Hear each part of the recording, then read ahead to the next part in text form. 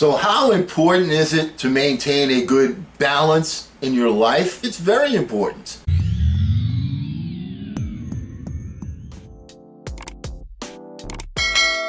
Hello again, everyone. I'm Eli's dad with Project Eli, where we educate, we lead, and we inspire. And I started thinking about the balance of life when I started to plan for my summer jaunt that I go to Maine every year and back to camp where I used to be a counselor for Old Timers Week with all my buddies. And I started to think to myself, what is it that I love so much about going to camp? And I know that everybody else does, because they're always talking about that 1 week out of the year when we go to Maine. What is so special about that 1 week? Okay, and I started to think about the balance of life. And the first thing that came to mind was life versus technology. One of the things about going to camp, I mean, there you are, you're in this is a summer camp, you're in a bunk with, 13, 14, 15 beds, a bathroom that you're sharing with all of these people. Would you share your bathroom with 15 people all during the year? I don't think so. All right, you don't have phones in the bunks, okay, although people bring their cell phones, but there's no towers, so it's very difficult to make a phone call. You have to drive into town, away from the rustic area of camp to get a connection. That's it's like, what's bad is also what's good. The fact that you cannot be on the phone every 2 seconds, that there's not a TV everywhere, there's not a screen every place you turn around. The fact that you have to turn and talk to people, and when I say you have to, it's like you want to. These are people that you're seeing once a year, for the most part. And what's really neat about it is you haven't seen them in 51 weeks, and you see them again, and you pick it up right where you left it off. You do your people skills, you're talking, there's communication, there's interaction, there's joke telling, there's people drinking adult beverages, all right? I mean, there's all of these different things. Everyone's there at the same time, and they say to themselves, you know what, for these few days, I'm going to give up most of what I do for the other 51 weeks. I'm going to enjoy the lake. I'm going to enjoy the sun. I'm going to play some ball. I'm going to, talk with people that I haven't spoken with. I'm going to meet some new people, because new people come up because they hear about how great it is to be up there. It's the camaraderie. It's special. It's very, very special. And it's the life balance of separating life versus technology. I mean, right now we're in a era where things are going more and more like where the machines are in control. We're getting closer to Terminator land here, where the machines are in control.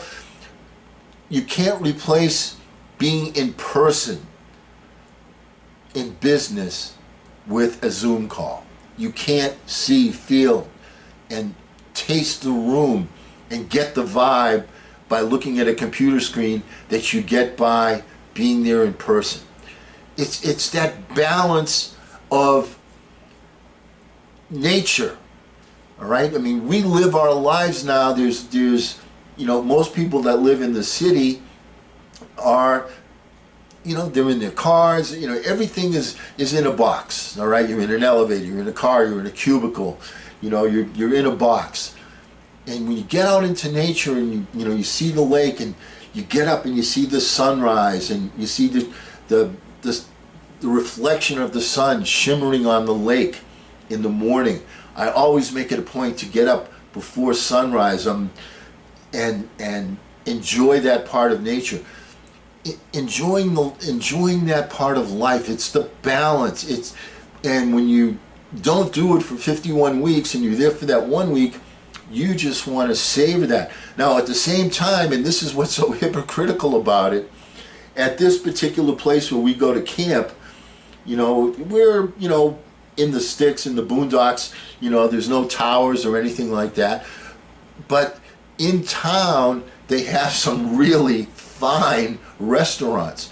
And so here we are, roughing it, Okay, and when I say roughing it, you know, we go into these cabins, and the kids that were counselors, the guys that were counselors for the regular camp, they clean our bunks, they make our beds. All right, so we're really roughing it out there. All right, but to some extent we are. You know, there's no heat or anything like that in the bunks, or no air conditioning. I mean, it is what it is. Essentially, you're outside with the cover, you know. But we love it. It's great. It's phenomenal. And then one of the things that we all do is we go to this, you know, these restaurants that are in town, and they have a really fine meal. And even there's hypocrisy. I mean, these are like, this is a really good restaurant, and there we are. We're not dressed up, you know, even casual. You know, most of us, we're there in shorts, we're there in t-shirts. You know, this is the type of thing that we do, and it's a great mix. It's a great combination of balance in life, the balance of life versus technology. So give yourself a little time, give yourself a little reflection, and say to yourself, am I balancing my life the way I want to balance it? Now, it's not going to be equal. 51 weeks out of the year, you know, we're technology junkies, all of us. For that 1 week of the year when we go up to that camp, you know, it's more back to nature. I mean, at least that's the feeling that we get. We feel like, here we are, we're out in the middle of nowhere, but it's fabulous, it's gorgeous, it's, you know, a great spot. And there are some people that carry it the other way. There's some people that live way out in the country that don't have any of the advantages, or very few of the advantages of living in the city. It's a balance. It's a balance. That's why, you know, people live in the suburbs. Is, you know, they want to get away from the city, but they still want to be close to the city. So you want to have your cake and eat it too. Isn't that really what figuring out that balance is all about? How do you want that balance to exist? What proportions do you want to have the advantages of the city versus having, you know, the quiet and the peacefulness and whatever of living in the suburbs or living in the country?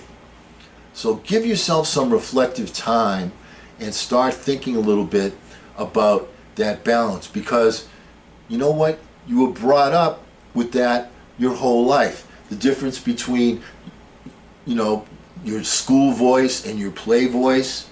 The difference between spending time, you want to spend time with the guys, or do you want to spend time with the girls?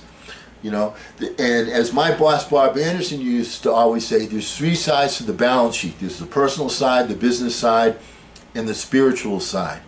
And you don't do them equally. You don't do them equally. Some people are much more, you know, heavily in favor in working on the spiritual side. And then there are some people that are more on the personal side, some on the business side. Bob Anderson himself, very, very heavy, obviously, on the business side of the balance sheet. But I did have the opportunity to live in his house with Bob and his wife. And, you know, there was the business Bob, and then his wife would say, Bob, I need you to do something.